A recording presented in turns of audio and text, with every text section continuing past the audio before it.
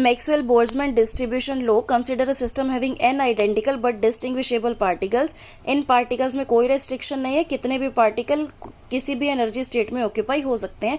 Now suppose total volume is v, total energy is E. कुछ n1 molecules हैं जिनकी अपनी क्वांटम स्टेट के करस्पॉन्डिंग एनर्जी है E1, n2 मॉलिक्यूल्स की एनर्जी E2 है, and up to so on. अब आप समेशन ऑफ ni को कैपिटल N लिख सकते हैं, तो वो जो कि टोटल नंबर ऑफ मॉलिक्यूल्स है.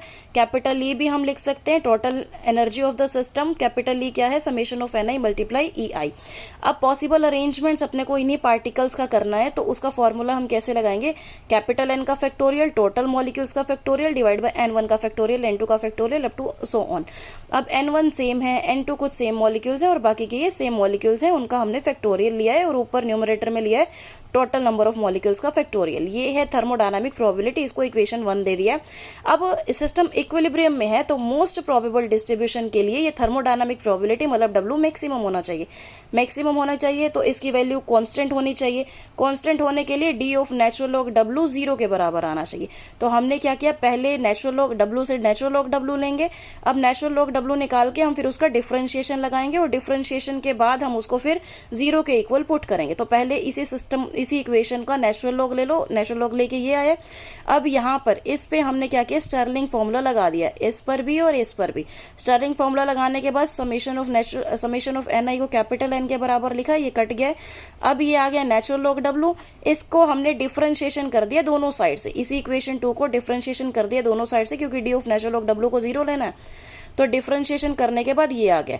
अब इसको 0 लिया तो ये आ गया इक्वेशन नंबर 3. अब अपने को पता है ये कैपिटल N भी कांस्टेंट है, कैपिटल E भी कांस्टेंट है, क्योंकि पूरे सिस्टम में टोटल नंबर ऑफ मॉलिक्यूल भी सेम रहेंगे, एनर्जी भी उनकी सेम रहेगी. तो ऐसे में उनका डिफरेंशिएशन तो 0 के बराबर आ गया. तो इसको मान लिया 4th इक्वेशन, इसको मान लिया 5th इक्वेशन. अब फंक्शन को मैक्सिमम बनाने के लिए हम एक मेथड का यूज कर रहे हैं, that is method of Lagrange's undetermined multiplier. इसमें हमने 4th इक्वेशन को अल्फा से मल्टीप्लाई किया है, 5th इक्वेशन को बीटा से मल्टीप्लाई किया है, और दोनों को ही फिर हमने ऐड कर दिया 3rd इक्वेशन में.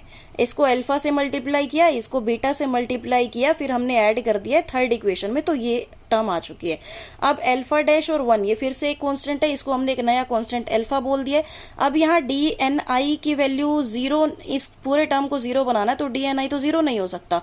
क्यों नहीं हो सकता? क्योंकि यहाँ हमने बोला था पहले ही, कितने भी पार्टिकल कोई ऐसा इस तरीके का कोई रेस्ट्रिक्शन नहीं है, कितने भी पार्टिकल किसी भी एनर्जी स्टेट में ऑक्यूपाई हो सकते हैं.